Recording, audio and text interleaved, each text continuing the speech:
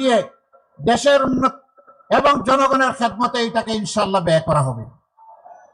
যদি চুরি বন্ধ করা যায়, চুরি হওয়া টাকা যদি ফিরিয়ে আনা যায়, আমরা গভীরভাবে আশাবাদী মাত্র 5টা বছর লাগবে, বাংলাদেশের চেহারা পাল্টে যাবে ইনশাআল্লাহ। যারা যুবক বন্ধুরা আছো, তোমাদেরকে বলতে চাই, তোমাদেরকে আমরা কোনো বেকার ভাতা টাতা দেব না। বেকার ভাতা দিয়ে তোমাদেরকে আমরা অপমানিত করতে চাই না। আমাদের যুবকেরা কারো কাছে বেকার ভাতা চায় না। আমাদের যুবকেরা তাদের দক্ষতার যোগ্যতার স্বীকৃতি চায়, তারা হাতে হাতে কাজ চায়। আমরা কথা দিচ্ছি তোমাদের প্রত্যেকের হাতে মর্যাদার কাজ তুলে দেব ইনশাআল্লাহ। মা বোনদের কথা দিচ্ছি, 24-এ আপনারা জীবন বাজি রেখে ঢাকা সহ সারা বাংলাদেশে আপনাদের সন্তানদের সাথে রাস্তায় এসে লড়াই করেছেন। আমরা আপনাদের কাছে কৃতজ্ঞ। এমন বাংলাদেশ আমরা আপনাদের জন্য গড়ে তুলতে চাই। আপনাদের গৃহে, যাতায়াত অবস্থায়, চলাচলে এবং কর্মস্থলে 3 জায়গায় ইনশাআল্লাহ আমরা আপনাদের জন্য শতভাগ নিরাপত্তা এবং মর্যাদা নিশ্চিত করব। কোন জালিম আপনাদের দিকে চোখ তুলে তাকানোর সাহস করবে না। আর যদি কেউ করে, রাষ্ট্র তার চোখ কুপড়ে ফেলবে। আল্লাহ রাসূল বলেছিলেন, আল্লাহর দেওয়া হেদায়েতের ভিত্তিতে ও বিশ্ববাসী, আজকে তোমাদেরকে এমন একটি শাসন সমাজ ব্যবস্থা উপহার দিয়ে যাচ্ছে, সানাত ইয়েমেনের সানা থেকে মুরাক্কার হাজারামাত পর্যন্ত এই দীর্ঘ রাস্তা একজন তরুণী তম্বি যুবতী একাকী রাস্তা অতিক্রম করবে, আল্লাহ ছাড়া আর কাউকে ভয় করবে না।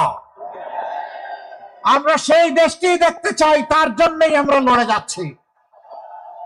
মা বোনরা আমাদের ইজ্জতের আবেগের ঠিকানা। আমরা প্রত্যেকে মা বোনদের গর্ভ থেকেই দুনিয়া এসেছি। 285 দিন গর্ভে থেকে তাদেরকে কষ্ট দিয়েছি, দুনিয়া এসেও কষ্ট দিয়েছি, বুকের দুধ চুষে চুষে খেয়েছি, আর সেই বুকের উপরে পেশাব পায়খানা বমি করেছি।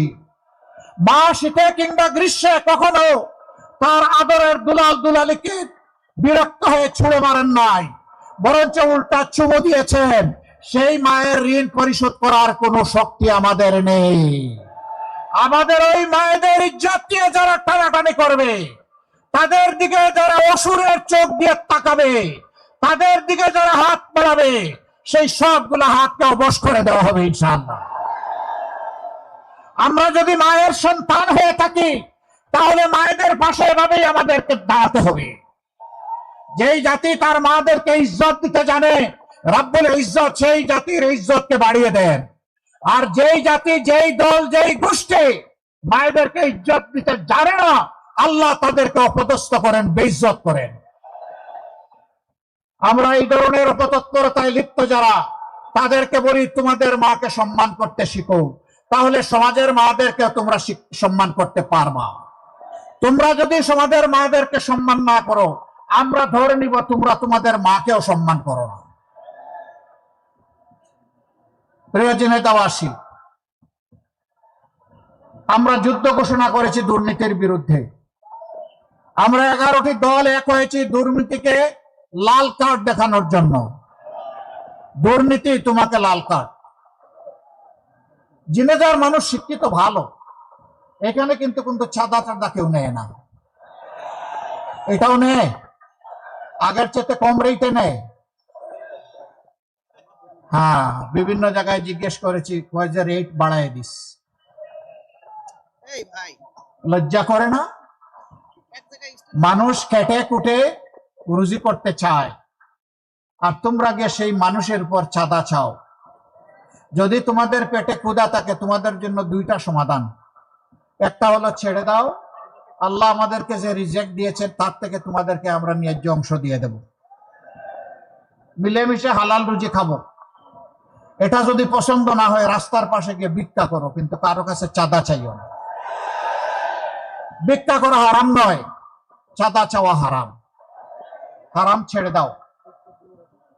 এরপরে তোমাদের জন্য সুসংবাদ, আমরা এদেশের যুবকদের হাতে কাজ তুলে দিতে প্রতিশ্রুতিবদ্ধ। তোমরাও এদেশের যুবক, তোমাদেরকে আমরা সম্মানের কাজ তোমাদের হাতে তুলে দেব ইনশাআল্লাহ। সেদিন আমরা মিলেমিশে প্রিয় বাংলাদেশ গড়ব। তাই আমাদের স্লোগান হচ্ছে অনৈক্য নয়, বিভক্তি নয়, ঐক্যবদ্ধ বাংলাদেশ। আপনারা সেই বাংলাদেশের সাথে থাকবেন ইনশাআল্লাহ। সম্মানিত ভাইয়েরা,